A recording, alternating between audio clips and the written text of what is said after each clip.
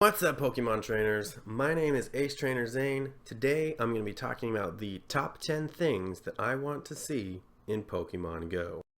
Number 10. Fishing. We won't be able to hop on our Pokemon's backs and go surfing to catch water-type Pokemon. So we're going to need most, if not all, water-type Pokemon to be catchable via fishing. The Google Maps April Fool's Pokemon Challenge trailer had a clip where they showed somebody fishing from their boat, and I imagine that will be a lot like what fishing would be in Pokemon Go. So I'll play that clip now for you guys.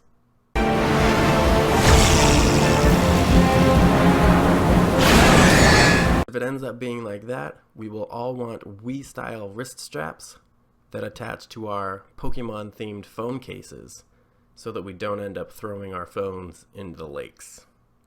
Number 9. In-game groups.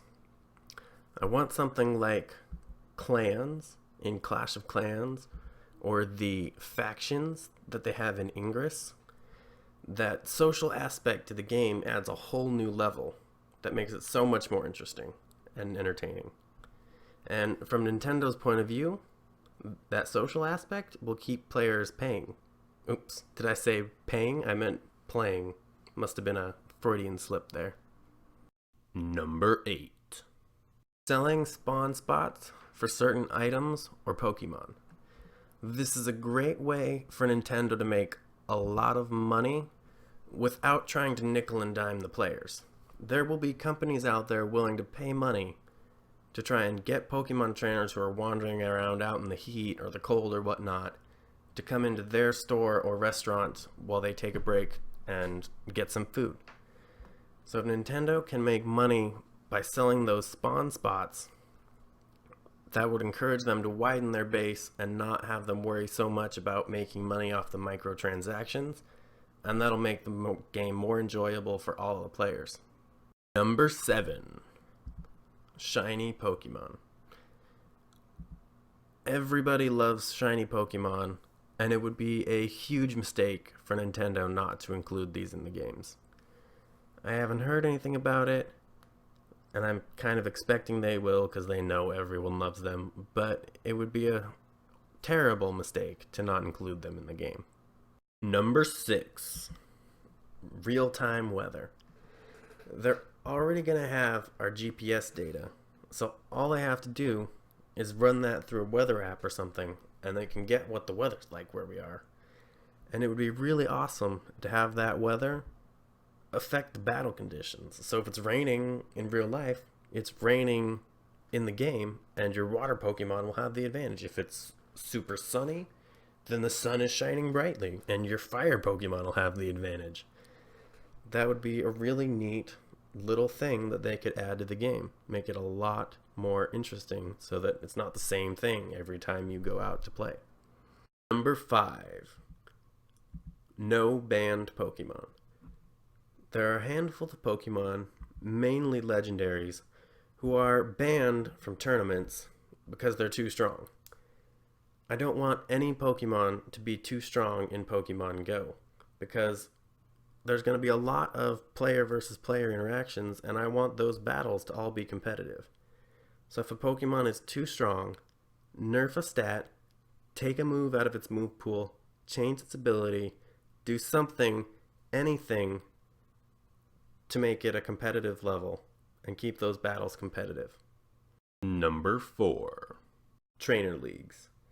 And I already mentioned this a little bit in my other video, but I want leagues similar to what Clash of Clans has, where as players battle with each other, they can move up these leagues to earn prestige as well as in-game currency. I think that's a great way to encourage more competition and more interaction between the players. Number 3. Location, time, and weather specific Pokemon. I want Rattatas to be pretty much everywhere, Magnemites to be around power plants. I don't know where a power plant is, but I will find one and I will make a trip out to it if that's where I need to go to catch a Magnemite. I want Ghastlies to come out in the night. and maybe creep around graveyards just because they're ghost Pokemon, and that's really creepy. I want mudkits to be found near the water, especially like swampy, marshy areas. And I want this majestic beast to only be available in the USA. Maybe even only available in DC and other places that are very important in US history. Love to see some Pokemon that only come out during, or maybe for safety reasons, slightly after extreme weather. Number 2, trainer classes. It might just be me wanting to actually be Ace Trainer Zane, but I think it would be really cool to have trainer classes, each with their own advantages and disadvantages. Maybe with certain trainer classes, you can have certain kinds of Pokemon that level up faster, or are stronger in battle, or that you're more likely to find in the wild. And they can all have their own disadvantages, like maybe type disadvantages get amplified if you have a certain class or whatnot. Love to see this set up in a way where there's some sort of an achievement that you have to do to unlock the trainer class. Like maybe you have to have all fire type Pokemon in your party for a certain amount of time, and then you can unlock a fire breather or whatever kind of fire trainer class that they put in the game and stuff like that. And then they could also, as a way to make money, they could make it so that you can just pay to unlock those trainer classes, and Nintendo would make some money off of me. I'd buy Ace Trainer right off the bat. So there you go, Nintendo, do that and you'll have some easy money there. And I also think it would be really cool to have us all start out as youngsters, and then we unlock some other type of trainer class with just a little bit of playing time or whatnot, and then just everyone slowly grows from youngster into Ace Trainers or whatever the top tier trainer classes are. That would be really neat. Number 1, official gyms. I want a real place that I can go to and challenge real people and win a real badge, as well as something that goes on my in-game trainer card. That way you can avoid people just faking the badges, buying them online, and not really earning them. I think you could do major regional leagues, like, a USA league, and you could also do smaller local leagues, like a Dallas Metropolitan League that has one gym near downtown Dallas, one in Fort Worth, one in Arlington, and could have just a couple of gyms like that. And you collect all the badges there, and you can do that without a whole lot of traveling for people that can't travel to this game to still have that aspect of the game. Anytime this gets brought up, there's people that say Nintendo wouldn't be able to make any money out of that, so they'll never do that. But me and a lot of other hardcore Pokemon players would be willing to pay to get that real badge. Would be willing to pay to challenge those gyms so they could make money off of that.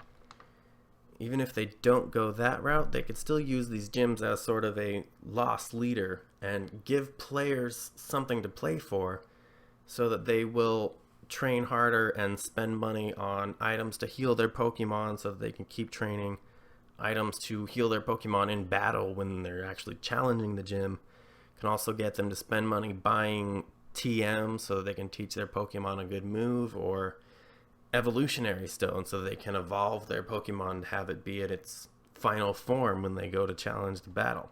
I just think this would be something like a really cool part of the game. Just complete that real life Pokemon trainer feel that this game already has going for it.